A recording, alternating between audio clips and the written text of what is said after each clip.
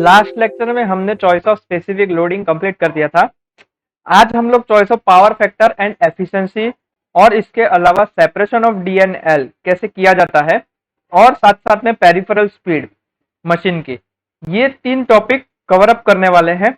तो इस वीडियो के साथ आप लास्ट तक बने रहिएगा।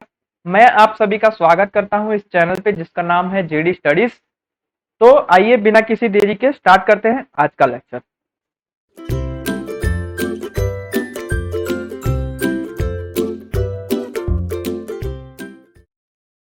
तो हमने चॉइस ऑफ स्पेसिफिक लोडिंग और specific magnetic loading cover up किया था। आज हम लोग चॉइस ऑफ पावर फैक्टर देखेंगे और उसकी एफिशिएंसी। तो choice of power factor and efficiency किस बिहाफ पे करी जाती है? तो मेनली चॉइस ऑफ जो हमारी पावर फैक्टर, चॉइस ऑफ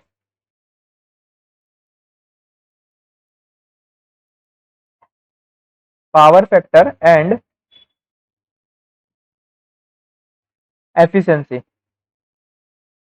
ये हमारी मशीन की जो फुल लोड कंडीशन होती है, मींस फुल लोड कंडीशन पे आपकी मशीन किस तरीके से वर्क करती है उसके ऊपर डिपेंड करती है। तो जो भी पावर फैक्टर या फिर एफिशिएंसी की चॉइस है, ये हमारी under the full load condition increase होती है with increasing the rating of machine. तो जैसे जैसे आप, मैं यहाँ पे पॉइंट लिख देता हूं, जैसे आपकी रेटिंग ऑफ मशीन इंक्रीज होगी वैसे ही आपका क्या होगा, पावर फैक्टर और efficiency, power factor and efficiency theta will also increase. Okay, ये एक पॉइंट हो गया। ठीक है। और जो बड़ी रेटिंग की मशीन्स होती है उसका जो मैग्नेटाइजिंग करंट का परसेंटेज होता है और लॉसेस होते हैं वो लोअर होते हैं कंपेयर टू स्मॉलर मशीन।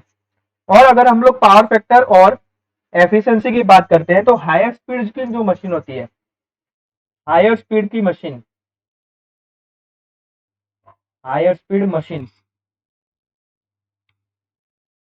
उसकी जो उसकी जो पावर फैक्टर और एफिशिएंसी होती है वो ग्रेटर देन होती है किस चीज से? Lower speed, lower speed machine के पावर फैक्टर और एफिशिएंसी से। अच्छा, ये दोनों जो मशीन्स है वो सेम रेटिंग की है, ये सेम रेटिंग मशीन्स है दोनों।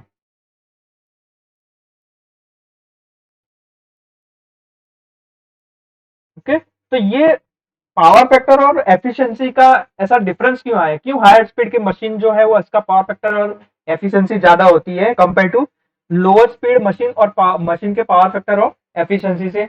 ड्यू टू किस रीजन से? उसकी कूलिंग कंडीशन से। मींस जो हायर स्पीड की मशीन होती है उसका कूलिंग जो है वो बेटर होता है with respect to lower speed machine. तो ये जो सारे फैक्टर्स हैं, मींस कौन से फैक्टर्स मैंने आपको बताया? आपको मैंने बताया कि परसेंटेज मैग्नेटाइजिंग करंट और losses and losses,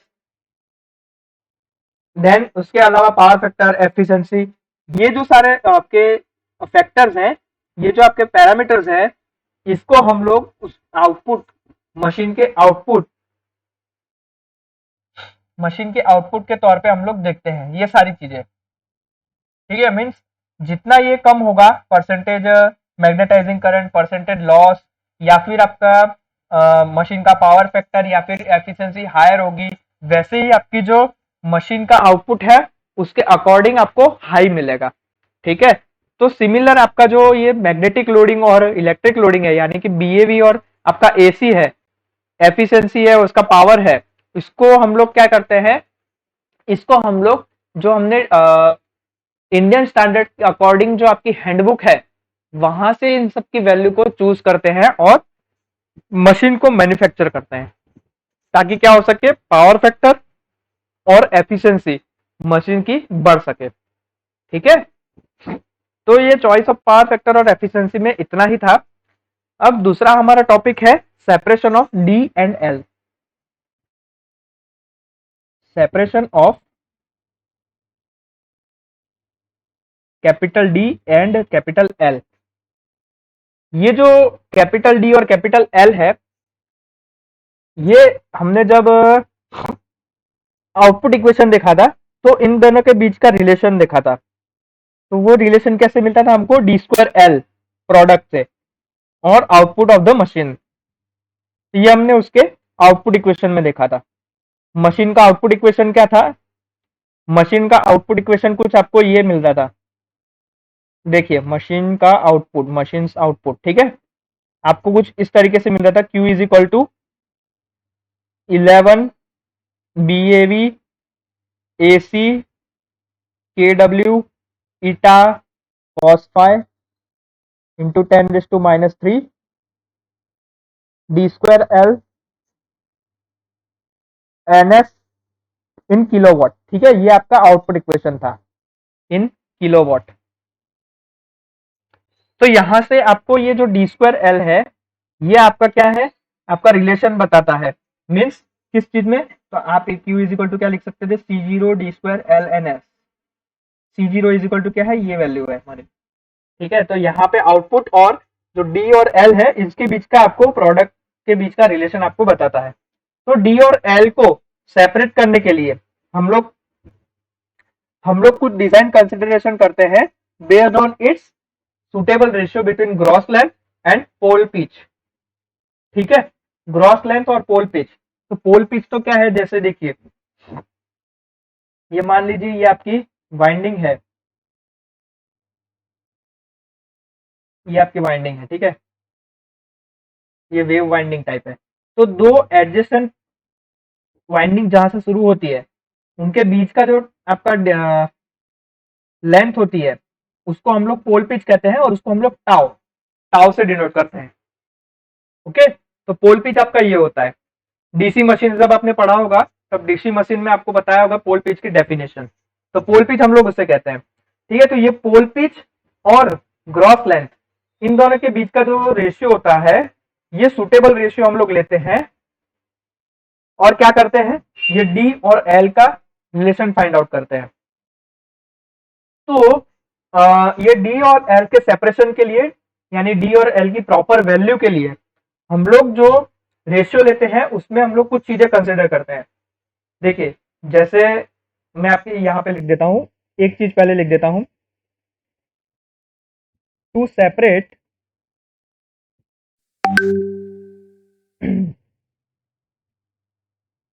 D and L for this product, a relation has to be assumed or established. Okay, तो यहाँ पे हम लोग following are the various design consideration based on which a suitable ratio between gross length and pole pitch can be assumed। तो हम लोग क्या क्या चीज अज्यूम करते हैं, देखिए, अगर आपको फर्स्ट, सबसे पहला, अगर आपको टू ऑब्टेन मिनिमम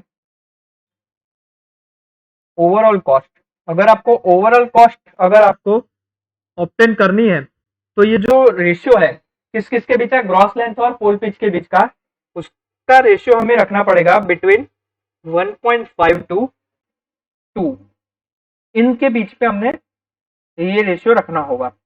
दूसरी चीज अगर हम लोग कंसिडर करते हैं, जैसे हम लोग को एफिशिएंसी चाहिए, to obtain good efficiency,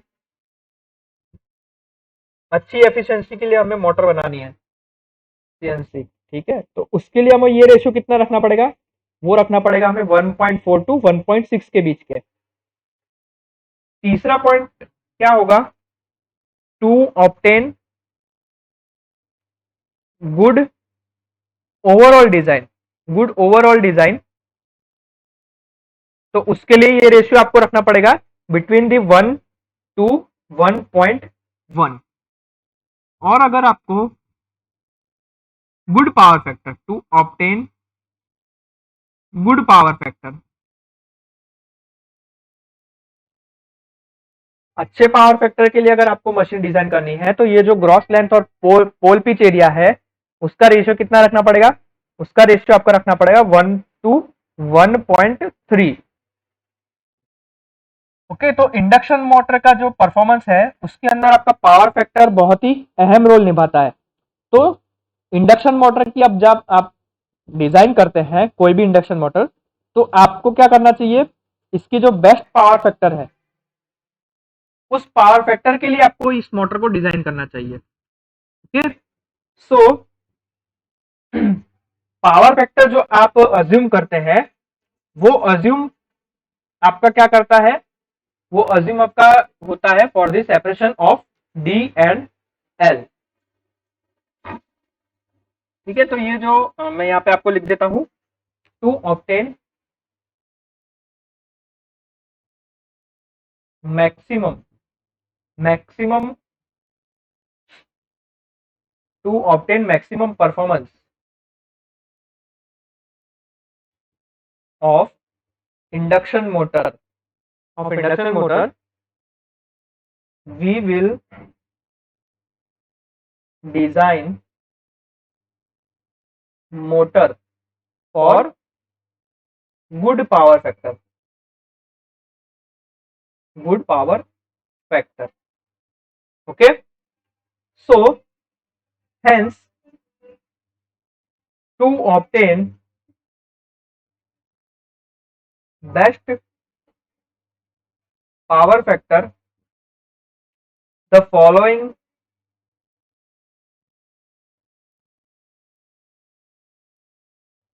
relation will be usually assumed for separation of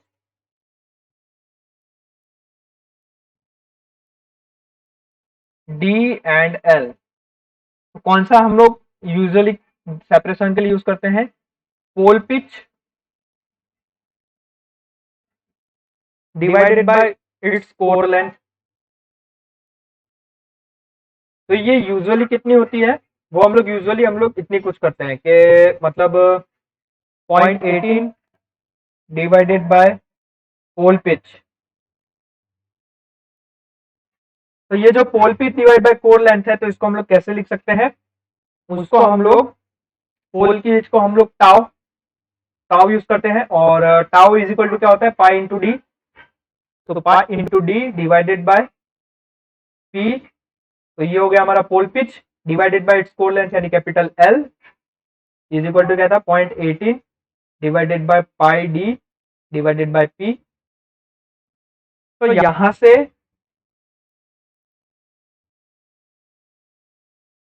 यहां से आपके पास क्या वैल्यू आई, यहां से आपके पास वैल्यू आई pi square D square divided by P square is equal to 0.80 capital L. तो पाई स्क्वायर की वैल्यू अगर हम लोग रखते हैं तो पाई स्क्वायर की वैल्यू रखने के बाद हमारे पास क्या आएगी, d square is equal to 0.135 into p square, और यहाँ पे है हमारे पास एल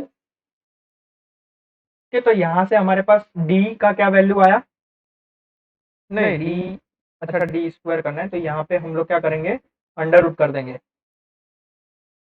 अंडर रूट कर देंगे तो हमारे पास यहाँ से डायरेक्टली मैं आपके लिए वैल्यू लिख देता हूँ, डी के लिए डायरेक्टली आपके पास वैल्यू आएगी 0.135 into p under root of l. ठीक है, तो जहां पे आपका ये जो डी है और ये जो एल है ये आपका मीटर में होना चाहिए, where d and capital L is are in metre. Okay, तो ये जो इक्वेशन है, ये वाला इक्वेशन यूज करके हम लोग क्या करते हैं, डी स्क्वायर एल वाला जो प्रोडक्ट आया था आउटपुट इक्वेशन में उसको सेपरेट कर सकते हैं। ओके, सो अगर हमें डी और एल की वैल्यू ऑब्टेन करनी है, क्यों वैल्यू ऑब्टेन करनी है, टू इंप्रूव दी और the satisfy the condition over the its peripheral speed.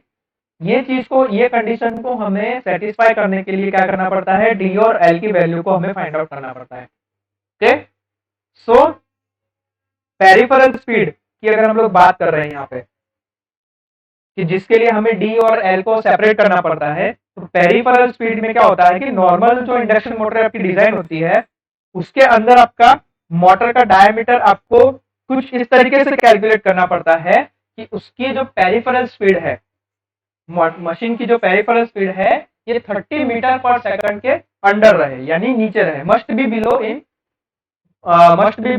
30 metre पर सेकंड। ओके, और कुछ स्पेशली डिजाइन जो मशीन्स होती है, रोटर होते हैं, वो हमारी क्या होती है, उसकी पेरिफेरल स्पीड आपकी 60 मीटर पर सेकंड तक भी जा सकती है। ठीक है, तो ये जो पेरिफेरल स्पीड है इसके कारण हमें क्या करना पड़ता है, डी और एल का सेपरेशन करना पड़ता है और उसकी वैल्यू फाइंड आउट करके हमें ये ध्यान रखना पड़ता है कि नॉर्मल जो मोटर होती है उसकी पेरिफेरल स्पीड आपकी 30 मीटर पर सेकंड से ज्यादा ना हो, उसके बिलो ही रहे। और कुछ स्पेशली डिजाइन मशीन होती है जिसकी पेरिफेरल स्पीड आपकी 60 मीटर पर सेकंड आपकी होती है। ओके, सो इसी के साथ हम लोग ये आज का लेक्चर यहीं पे कंप्लीट करते हैं। आप इस वीडियो को लाइक कीजिएगा, चैनल को सब्सक्राइब जरूर कर दीजिएगा और बेल आइकन पे प्रेस कर दीजिएगा ताकि न्यू वीडियो आते ही आपको उसकी नोटिफिकेशन मिल जाए। अब हम लोग जब नेक्स्ट लेक्चर में मिलेंगे तब हम लोग स्टेटर की डिजाइन और कौन कौन से स्टेटर हमारे पास अवेलेबल है तो वो हम लोग नेक्स्ट लेक्चर में कवर अप करेंगे। तब तक के लिए इस चैनल के साथ आप बने रहिए ताकि इससे ऐसे इंफॉर्मेशनल वीडियो आपको मिलते रहे। ओके, मिलते हैं नेक्स्ट लेक्चर में, टिल देन जय हिंद।